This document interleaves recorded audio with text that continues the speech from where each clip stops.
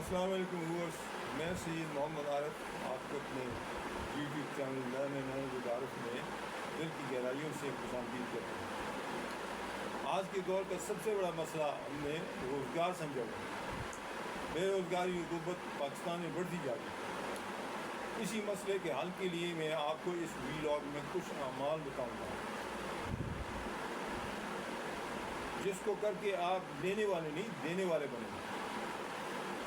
کیسے؟ اس کے لیے آپ سے درخواست ہے کہ یہ ویلاگ جو یقیناً آپ اور جو بھی ویورز اس کو یقین اور طلب سے شروع سے آخر تک بغیر اسکپ کیے ہوئے دیکھیں گے، اس کے تمام مسائل حل کر دے گا۔ آج کا ٹاپک ہے how to achieve authority in the worldly life and solve all types of your worldly problems۔ یعنی کس طرح غنا حاصل کریں اور اس دنیا میں، اور یعنی دوسروں کی محتاجی ختم کریں اور اپنے دنیاوی زندگی کے تمام مسائل حل کریں۔ پہلی بات جو ہمارے ایمان کا حصہ ہے وہ یہ ہے، صرف ہمارا ہی نہیں بلکہ ہر مخلوق کا رازق اللہ جل جلالہ ہے۔ قرآن پاک کی 12ویں پارے کی پہلی آیت جو سورہ ہود کی آیت ہے، وَمَا مِن دَابَّةٍ فِي الْأَرْضِ إِلَّا عَلَى اللَّهِ رِزْقُهَا وَيَعْلَمُ مُسْتَقَرَّهَا وَمُسْتَوْدَعَهَا كُلٌّ فِي كِتَابٍ مُبِينٍ۔ اس کا مفہوم ہے زمین میں کوئی جاندار ایسا نہیں جس کے رزق کا ذمہ اللہ جل جلالہ نے نہیں ہے، اور اللہ جل جلالہ اس کے ٹھکانے کو بھی جانتا ہے اور اس کے ذخیرے میں جو کچھ ہے وہ بھی جانتا ہے، اور یہ سب کچھ کھلی کتاب میں لکھا ہوا ہے۔ انسان پر جو تنگی، غربت وغیرہ کے حالات آتے ہیں ان کے ڈالنے والا بھی اللہ ہی ہے، اور یہ حالات اللہ تعالیٰ جل جلالہ اس لیے ڈالتا ہے کہ وہ یہ دیکھنا چاہتا ہے کہ میرا بندہ اگر تنگی کے حالات آئیں تو کیا کرتا ہے، کیا وہ مجھے پکارتا ہے، مجھ سے مانگتا ہے، یا میرے غیر سے مانگتا ہے، اسباب کے پیچھے بھاگتا ہے۔ ہم ہر نماز کی ہر رکعت میں سورۃ فاتحہ پڑھتے ہیں، اس میں ایک آیت ہے جو عمران خان اپنی ہر تقریر میں سب سے پہلے پڑھتا ہے، یعنی ایاک نعبد و ایاک نستعین، جس کا مفہوم ہے اے اللہ ہم صرف تیری ہی عبادت کرتے ہیں اور صرف تجھ ہی سے مدد مانگتے ہیں، یعنی ہم تیری ذات میں کسی کو شریک نہیں کرتے، نہ عبادت میں نہ مانگنے میں، یعنی ہم مانگتے ہیں تو صرف تجھ سے مانگتے ہیں، تیرے علاوہ کسی نہیں مانگتے۔ اب عبادت میں اگر دیکھیں تو کئی چیزیں ہم پر پڑ رہے ہیں، مثلاً نماز بھی عبادت ہے، روزہ بھی عبادت ہے، زکوٰۃ بھی عبادت ہے، حج بھی عبادت ہے، اور بہت سی چیزیں ایسی چیزیں تمام حکم بعد بھی عبادت ہے، سنتوں پر عمل کرنا بھی عبادت ہے۔ اب نماز جو کہ میرے مالک کا ہم کو دیا ہوا بہت بڑا تحفہ ہے، جس کے ذریعے سے ہم اللہ کے خزانوں سے لے سکتے ہیں۔ اسی لیے فرمایا یہ مدد حاصل کرو اللہ کی صبر و نماز کے ساتھ، یعنی اللہ جل جلالہ نے بندوں کو اپنے لا انتہا خزانوں سے لینے کا مبارک طریقہ سکھا دیا۔ صحابہ کرام کے بے شمار واقعات ایسے ہیں، ہمیں کتابوں میں پڑھنے میں ملتے ہیں کہ انہوں نے 2 رکعت نماز پڑھی اور خلاف عادت غیر معمولی واقعات اللہ تعالیٰ سے کروا دیے، مثلاً آسمانوں سے نازلے کروا دیا، مردوں کو زندہ کروا دیا، بنجر زمین سے میٹھے پانی کے چشمے اگلوا لیے، وغیرہ وغیرہ۔ یہ سب سچے واقعات ہیں جن کو سن کر ہم سچ میں پڑ جاتے ہیں، حالانکہ بات ایمان کی ہے۔ اللہ جل جلالہ قادر مطلق ذات، اس کے لیے جس نے ایک کن سے اتنی بڑی کائنات، وسیع کائنات بنا دی، جس میں کروڑوں ستارے، کروڑوں سورج، کروڑوں سیارے اور کہکشائیں وغیرہ ہیں کہ اللہ کی ذات تو قادر مطلق ہے، اس کی کھلی نشانیاں ہر چیز میں موجود ہیں. ہر چیز پکار رہی ہے کہ میرے بنانے والا اللہ ہے. وہ پھول ہے یا پھل ہے، جانور ہے، آسمان ہے، پہاڑ ہے، انسان کا اپنا جسم ہے، آپ کا اپنا دل جو آپ کے قابو میں ہی اللہ کی صدائیں بلند کر رہا ہے. یعنی انسان سے کہہ رہا ہے کہ اللہ ہے، اللہ ہے. رسول پاک صلی اللہ علیہ وسلم کے سچا فرمان ہے جو مومن 5 وقت نماز قائم کرتا ہے، اللہ جل جلالہ کے لسان 5 طرح سے اس کا اعزاز و اکرام فرماتے ہیں.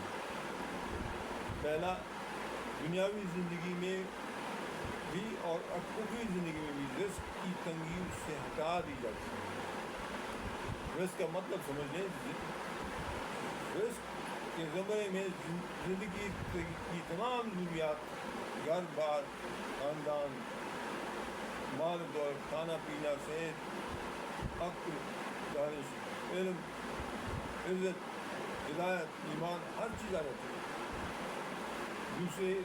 دوسرا اکرام یہ ہوگا قبر کا عذاب ہٹا دیا جائے گا، یعنی اسے نہیں ہوگا، یعنی قبر جنت کا باغ بن جائے گا.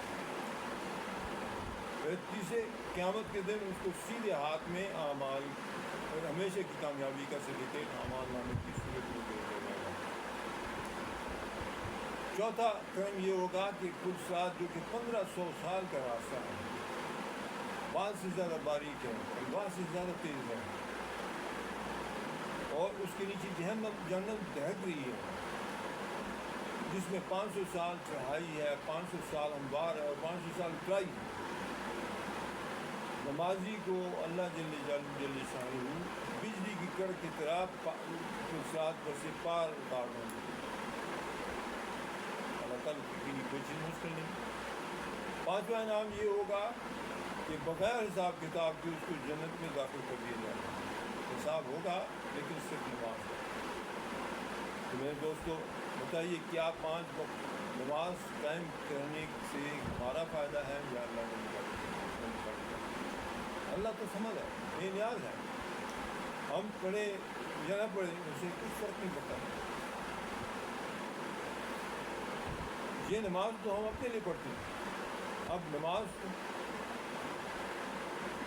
ہم پڑھیں گے، اس وقت پڑھیں گے جب اللہ جل شانہ کی وعدوں پر، رسول پاک صلی اللہ علیہ وسلم کے فرمانوں پر پورا یقین ہوگا. اس کے علاوہ دعا مختلف عبادت ہے، یعنی دعا جو کہ بندہ اپنے ہی نہیں مانگتا ہے، وہ عبادت کا مغز ہے، یعنی عبادت کا نچوڑ ہے. اس کا ثواب بھی اللہ جل شانہ دیتا ہے، اور بندے کو دعا مانگنے پر واسطہ بھی ہے، یعنی ثواب بھی دیتا ہے اس پر. آپ نے دعا مانگی، اپنے لیے مانگی، اور جو دعا مانگی آپ نے جو مانگی وہ بھی عطا کرتا ہے، اور اس کی مانگنے پر آپ کو اس کا اجر بھی دیتا ہے، جیسا کہ میرا میرا. تو دیکھیں، ایک فرمان رسول ملاحظہ فرمائیں. رسول پاک سے فرمایا، اگر کوئی مومن اپنے بھائی کی غیر موجودگی میں اس کے لیے دعا مانگتا ہے تو اس کے پیچھے جو فرشتہ اس کی حفاظت پر معمور ہے وہ اس پر آمین کہتا ہے اور دعا کرتا ہے کہ یا اللہ، جو اس تیرے بندے نے اپنے بھائی کے لیے مانگا اس کو بھی عطا فرما. اور اللہ جل شانہ اس فرشتے کی دعا قبول فرماتا ہے، اور اس مومن کو بھی وہ چیز عطا فرماتا ہے جو اسے اپنے بھائی کے لیے مانگی. اور اس مومن کے لیے ایک نیکی بھی لکھی جاتی ہے، ایک گناہ بھی معاف ہوتا ہے اس کا، اور اس کا درجہ بھی بلند کیا جاتا ہے. یہ رسول پاک صلی اللہ علیہ وسلم فرمایا. اچھا، ایک دعا رسول پاک صلی اللہ علیہ وسلم نے تعلیم فرمائی،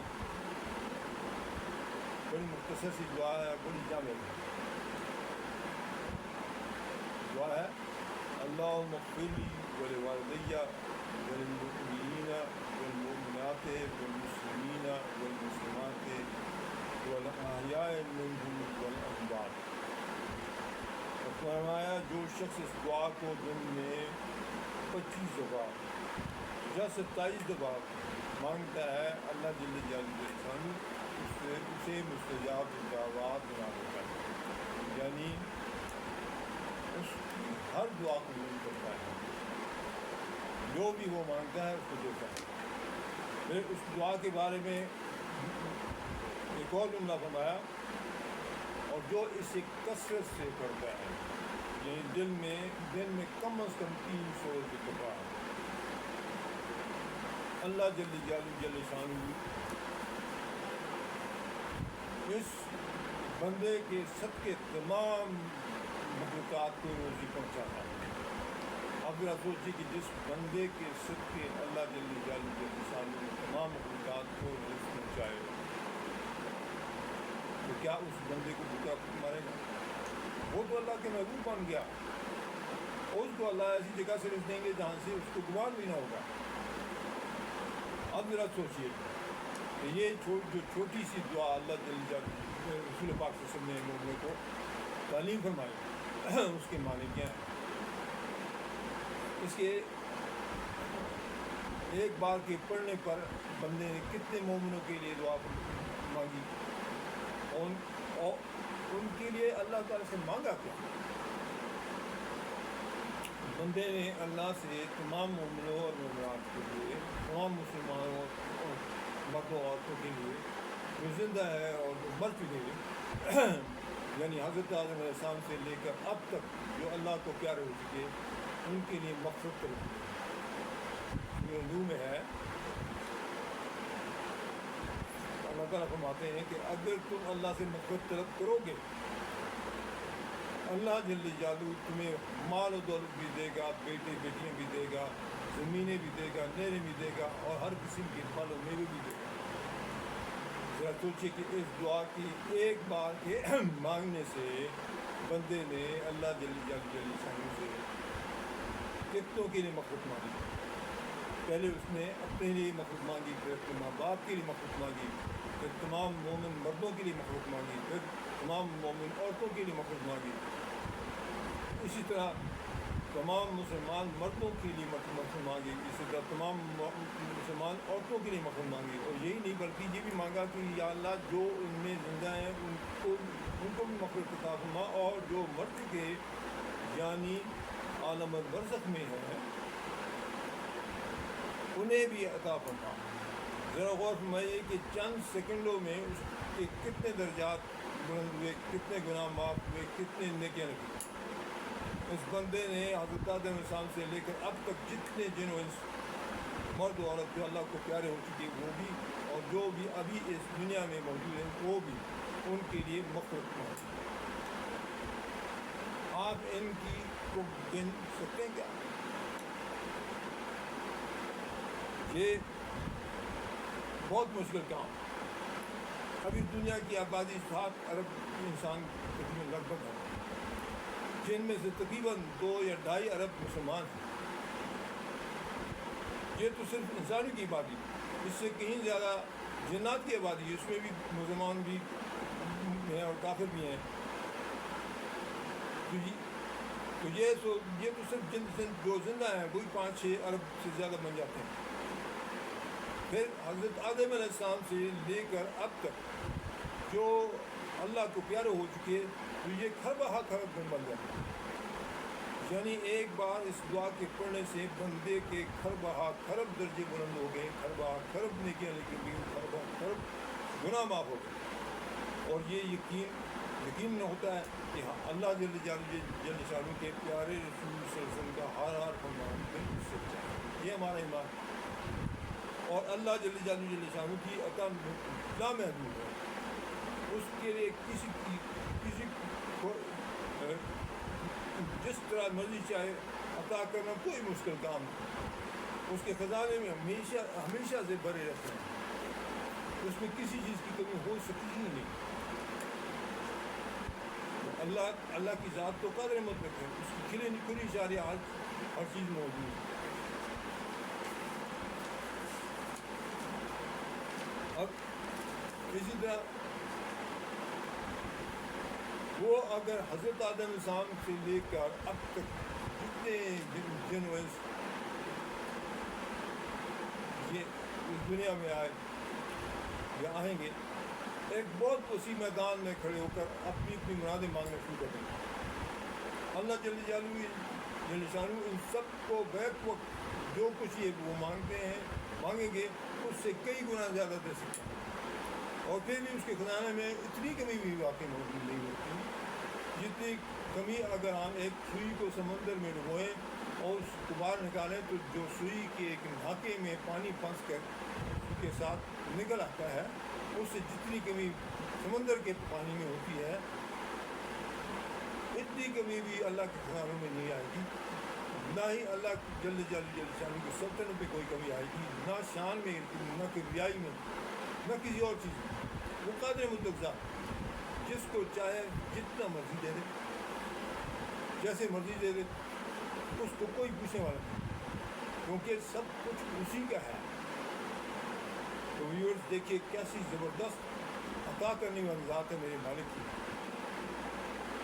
ہمارا مالک تو ہر وقت دینے پر تیار ہے، ہم ہی نہ مانگیں اور شک میں پڑے رہیں اور اپنے کریم مالک سے نہ مانگیں تو غلطی ہماری ہے، بیوقوفی ہماری ہے، شک کا تو کوئی علاج نہیں۔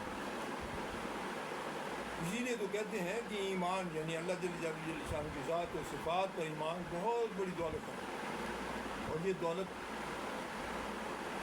نہ صرف اس دنیا بلکہ اگلی دنیاؤں میں بھی کام ہے، اور جو اس دنیا سے صرف ایک ذرہ برابر ایمان لے کر جائے گا، بنا کر لے کر جائے گا، تو جس کی مثال علماء حضرات عجیب بھی دیتے ہیں، اور یہ سمجھانے کے لیے اور بالکل سچ ہے کہ ذرے کی مقدار وہ ہے جو آپ صبح کو کوئی سورج کی کرن آپ کے گھر میں پڑتی ہے، اس میں جو ہوا میں جو موجود ذرات ہیں چمکتے ہیں، ان چمکتے ہوئے چھوٹے چھوٹے ذرات میں سے ایک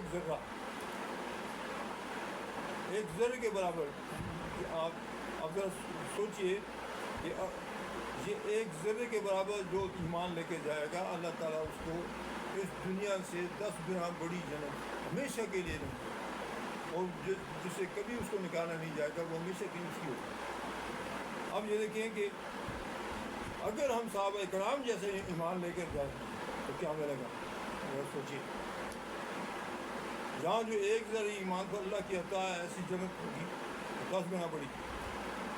اب ذرا یہ بھی گوش گزار کر لیجئے کہ اس عطا کو حاصل کرنے کے لیے حلال رزق بہت ضروری ہے۔ اسی طرح نماز کی پابندی، تمام اوامر کی پابندی اور تمام منکرات سے بچنا شرط ہے، اور یہ سب بہت ہی آسان ہے۔ تمام ہمارے اوامر ہمارے ہی فائدے کے لیے ہمیں دیے گئے، ان میں سے ہر ایک کے بے شمار فوائد۔ اسی طرح منکرات سے بچنا بھی ہمارے فائدے کے لیے، اللہ جل شان سے اس کو کوئی فائدہ نہیں۔ اگر آپ منکرات سے بچتے ہیں تو اللہ تعالیٰ کو کچھ نہیں ملتا، یہ آپ کے اپنے فائدے کے لیے۔ یہ بات ضروری ہے کہ اللہ جل شان نے دنیاوی اسباب کو ترک کرنے کا حکم نہیں دیا، بلکہ ان اسباب کو ضرور اختیار کریں، لیکن اسلامی قوانین کے تحت، اور اپنا یقین اسباب پر نہ رکھیں، بلکہ اللہ جل شان کی ذات پر۔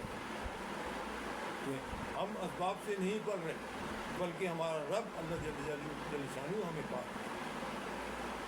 بہت بار دیکھنے میں آیا ہے کہ بندہ سمجھتا ہے کہ دکان یا کارخانے یا زمین کی پیداوار سے میں پڑھ رہا ہوں، اور